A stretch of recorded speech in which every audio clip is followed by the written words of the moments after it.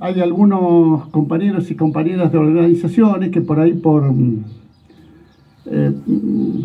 vergüenza, por timidez no se presentan, pero yo quiero mencionarlos porque la verdad que son compañeros y compañeras que están siempre.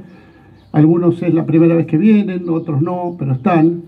Allá hay un negro más viejo que yo, que es el negro Martino, compañero del MTR, y varios compañeros que vinieron con él. Están siempre en todas. La verdad que es un gusto. Y el compañero Ricardo del PRT, del Partido Revolucionario de los Trabajadores, que está junto con la Vasquita, una organización revolucionaria que siempre hemos estado peleando codo con codo. Están los compañeros, está Emilia Vasallo y están los compañeros de la Rubén también, de la Marcha Nacional contra el Gatillo Fácil, y mis compañeras de la Gremial de Abogados, Rosario y Laura, los dos de la Gremial de Abogados, y también compañeros de Convocatoria por la Liberación Nacional y Social, Segunda Independencia. Y bueno, además los compañeros que hablaron, Edu, acá, que además también tendría que haber estado tocando acá. Si tocan los trenes puede tocar acá. No sabía yo que tocaba los trenes, ¿no? Me botonearon, me encantaba hacer eso. Y un abrazo inmenso al Chiqui Falcone, ¿no? La verdad que un gusto, Chiqui, que estés acá, realmente un gusto. Compañero de toda la vida, más los compañeros que estuvieron, que no los menciono porque ya estuvieron acá. Así que la verdad que es un gusto. Rodolfo Walsh, que fue un gran oficial montonero, jefe de la inteligencia montonero, además también escribía y era periodista, pero era un oficial montonero, nos dijo, nos enseñó, nos dijo que las clases dominantes permanentemente están intentando borrar las historias, nuestra historia nacional, para que al borrar la historia de nuestra mente tengamos que empezar de nuevo. Entonces no tengamos pasado, no tengamos historia en el cual reflejarnos, ¿no? Y por eso él hizo tanto esfuerzo en mantener viva la historia, en sus escritos, en sus presentaciones, y también en sus luchas como oficial montonero. Y justamente hago referencia a Rodolfo Walsh, como a Paco Urondo, otro oficial montonero, gran poeta, porque lo que ha intentado la historia es quitarle las identidades políticas a esos compañeros. Y entonces Rodolfo Walsh es un gran periodista, Paco Urondo es un gran poeta, ambos cayeron cagándose a tiros, o sea, murieron, lucharon, vivieron y murieron como militantes revolucionarios, pero la historia nos la suelen contar de otra manera. Y por eso es tan importante esto del negro Jáuregui, que no nos cuenten la historia de otra manera. Acá vivió un revolucionario, vivió como un revolucionario, militó como un revolucionario y murió como un revolucionario. Y entonces es muy importante que conozcamos la historia. Y la historia nos dice, como bien dijiste vos, y la verdad que es un gusto porque algunas cosas ya se plantearon, la historia nos dice que acá había un peronista revolucionario y los que entraron por acá también eran peronistas. Es decir, acá nos dicen, la historia nos dice que en el movimiento peronista había una lucha de clases. Y que así como había un patrón peronista, había un obrero peronista. Y como había un torturado peronista y un torturador peronista. Y eso nosotros no podemos escaparle a eso, porque es una realidad de la historia. Y entonces, el desarrollo de esta lucha de clases y de lo que ocurriera en esa lucha de clases iba a depender en gran parte del destino de la Argentina. De cómo se resolviera esa lucha de clases dentro del peronismo y fuera, pero sobre todo dentro del peronismo, iba a implicar que el peronismo podía ser vehículo para, junto con otras fuerzas políticas, lograr un frente de liberación nacional y social que llevara a construir una Argentina sin explotadores ni explotados, una Argentina socialista, o podía ser lo que fue, finalmente. Es decir, si triunfaban los sectores fascistas, los sectores proimperialistas, procapitalistas, burocráticos y traidores del movimiento peronista, el peronismo iba a ir para un lado, que es donde llegó hasta ahora. Efectivamente, eso es lo que tenemos. Si triunfaban los sectores revolucionarios, probablemente el peronismo hubiera podido ser un vehículo junto con otras fuerzas políticas para transformar la Argentina de otra manera. Y esa lucha de clases se desarrolló en el peronismo desde sus inicios. Porque además es imposible que exista un obrero peronista y un empresario peronista. Es obvio que iban a pelear. Es obvio que esa lucha de clases no se iba a parar. Por más que hubiera un 50-50, los más chicos que por ahí no saben, los más jóvenes, el 50-50 es uno de los logros más grandes del peronismo, que es lograr que la clase obrera tuviera acceso al 50% del Producto Bruto Interno de la renta. Y por más que eso haya ocurrido, la lucha de clases es imparable.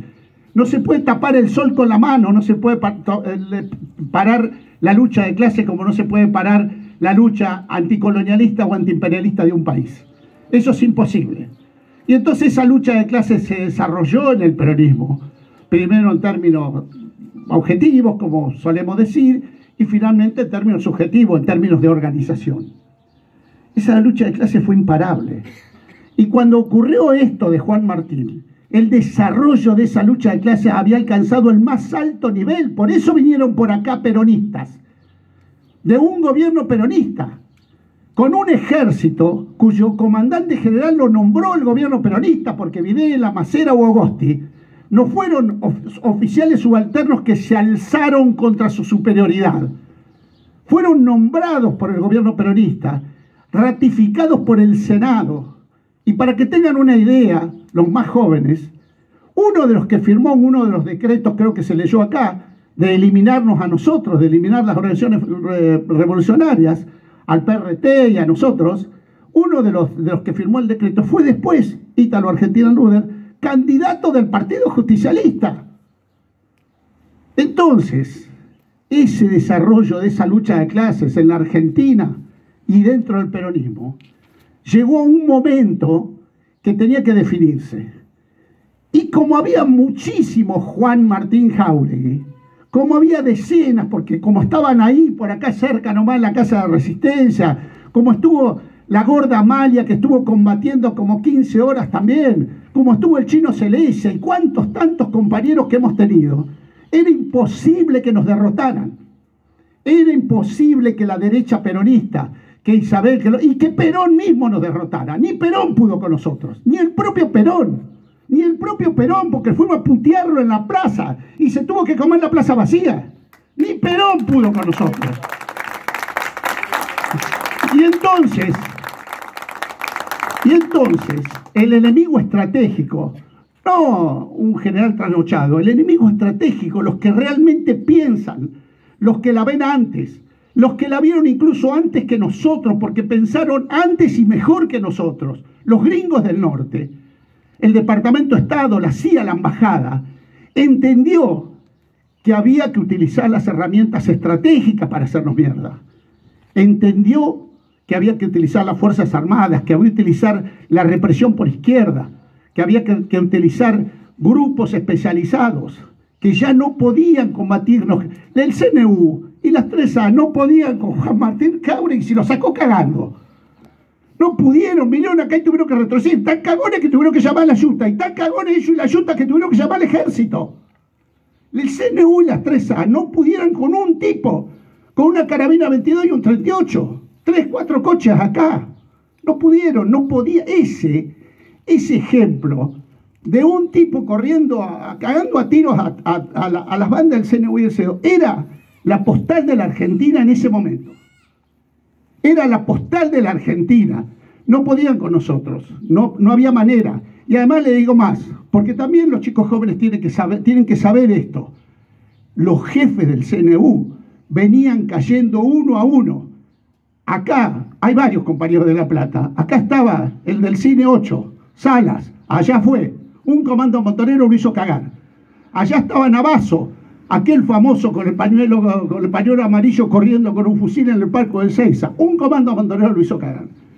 Allá estaba el comisario Villar, el famoso comisario de la época del 68, el represor del Cordobazo, el que entró a sacar los ataúdes de los compañeros muertos al local del Partido Justicialista cuando estaban velando.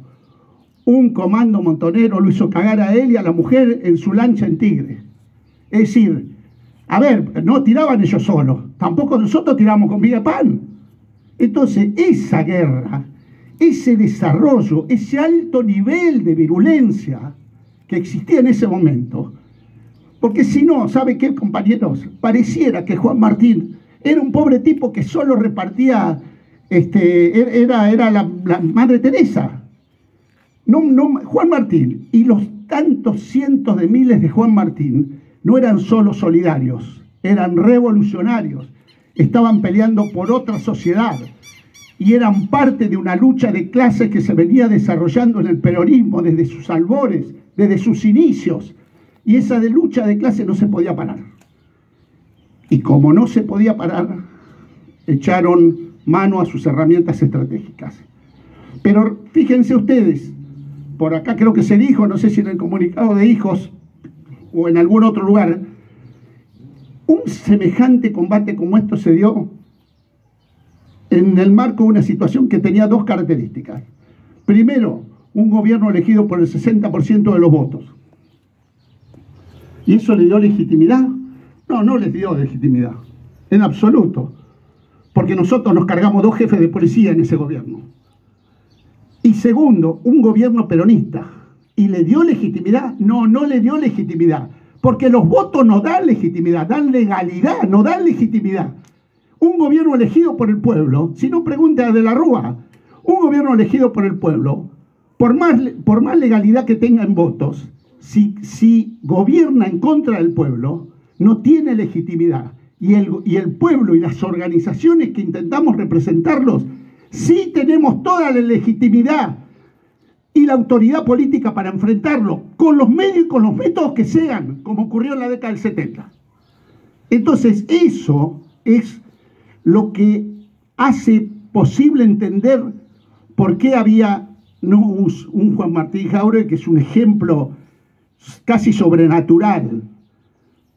Recién estábamos pasando revista con el Chiqui y decíamos, había pocos ejemplos así, y eso que nosotros, los montoneros, primero por esa soberbia y agrandado que somos, no la famosa soberbia montonera, dijimos, nosotros debemos tener, a ver, un Juan Martín Jáuregui, y la verdad, no teníamos, porque ni Vicky Walsh, miren lo que estoy diciendo, ni Vicky Walsh combatió 38 horas, y estaba con 4 compañeros del primerísimo nivel de nuestra organización. Ni Anaí, ni en la Casa de la Resistencia se combatió ese tiempo, con un altísimo nivel de infraestructura, de organización. Entonces, lo de Juan Martín es fuera de serie. No le busquemos en la historia porque no hay eso. Lo de Juan Martín es no quiero decir una guarancada, pero una cosa así como que la naturaleza produce esta situación. Entonces no hay mucho Juan Martín. Sí hay mucho Juan Martín en espíritu. Miles. Los hubo y los habrá. Entonces, cuando nosotros vemos que nos encontramos entre una situación donde pareciera que nos quieren vender la panacea, porque ahora las elecciones pueden producir de nuevo un gobierno peronista.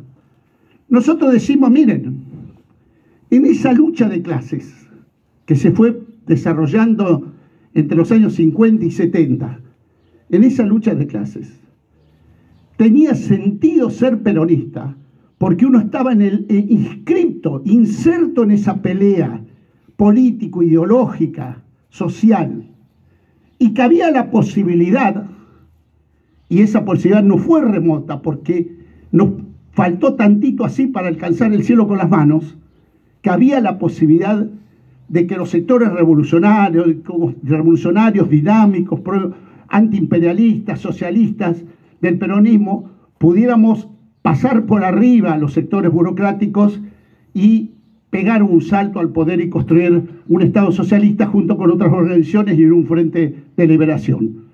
Pero derrotados que fuimos, dispersos que fuimos, y triunfante la derecha, la burocracia y la burguesía peronista, y verificado que desde el 83 hasta hoy todos los gobiernos peronistas, y en especial el kirchnerismo, fueron procapitalistas, no desarrollaron ningún plan social, ningún plan de desarrollo de las fuerzas productivas revolucionarias de la Argentina.